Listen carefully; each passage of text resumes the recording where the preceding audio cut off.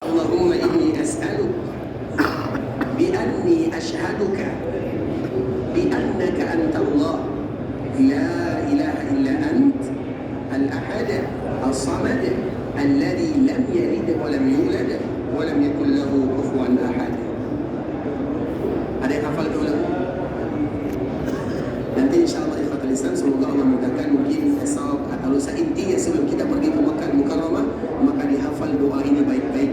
Karena Makkah itu momen dikala kita ingin berdoa kepada Allah Subhanahu wa Ta'ala. Artinya setiap kali kita berada di dekat Ka'bah Al-Musharrafah, maka manfaatkan momen tersebut untuk berdoa kepada Allah dan awali doa dengan muqaddimah yang paling indah. Dan tidak ada muqaddimah yang paling indah tentunya setelah memuji Allah, setelah berselawat kepada Nabi, kecuali dengan menggunakan Ismullahil A'zam.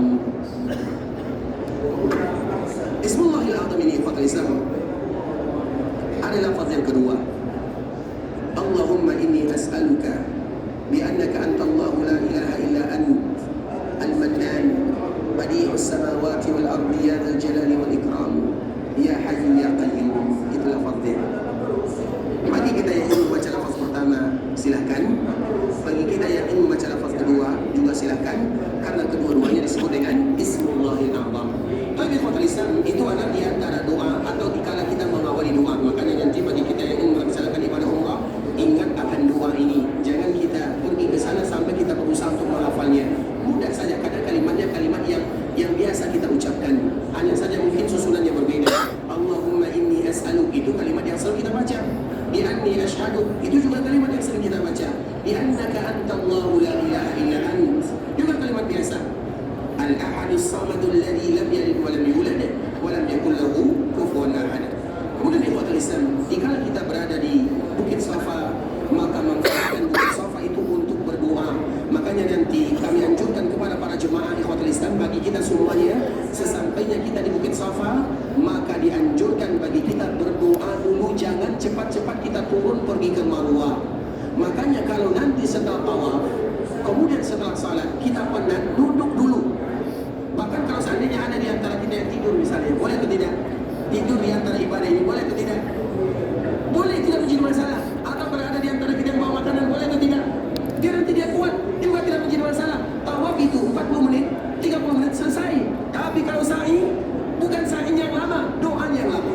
Coba bayangkan kalau seandainya kita ambil 10 menit saja di Safa 10 menit, karena bukan hanya di Safa, Safa Marwah ada 7 kali di sana. Berarti 7 kali kita berdoa. Anggap saja kita berdoa 10 menit di sini, 10 menit di sana.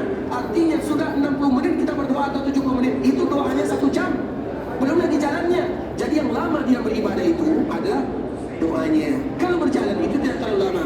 Makanya nanti kalau ada di antara kita yang lemah atau yang penat, maka istirahatlah. Atau ada di antara kita yang lapar, maka makanlah. Kalau ada yang ngantuk, maka tidurlah. Artinya boleh secara hukum asal. Walaupun kita tidak ingin melakukan yang demikian, karena memang tujuan kita ke sini ikhwatul Islam adalah bagaimana kita betul-betul berlelah, berletih. Semua kita tahu itu. Makanya ibadah yang kita lakukan di tanah haram tidak akan bisa kita lakukan dikala kita berada di tanah halal. Di sini banyak orang yang tidurnya hanya 1, 2 atau 2 jam saja. Tapi kalau di kampung halaman 7 jam kurang. Kalau di sini 1 jam 2 jam cukup. Kenapa demikian? Ada motivasi kuat di dalam berdoa kepada Allah, beribadah kepada Allah Azza wa Jalla. Dan itu semua kita merasakan. Bahkan ada di antara mereka yang kuat tidak tidur. Kami ikhwatul Islam menyaksikan ada orang yang tidurnya hanya 1 jam saja, kemudian setelahnya dia beribadah. Bahkan jika kita datang ke Masjid Nabawi atau di Masjidil Haram, kalau kita sholat subuh biasanya kita datang pas orang adzan atau pas orang iqamah. Namun di sini ada yang datang jam 2,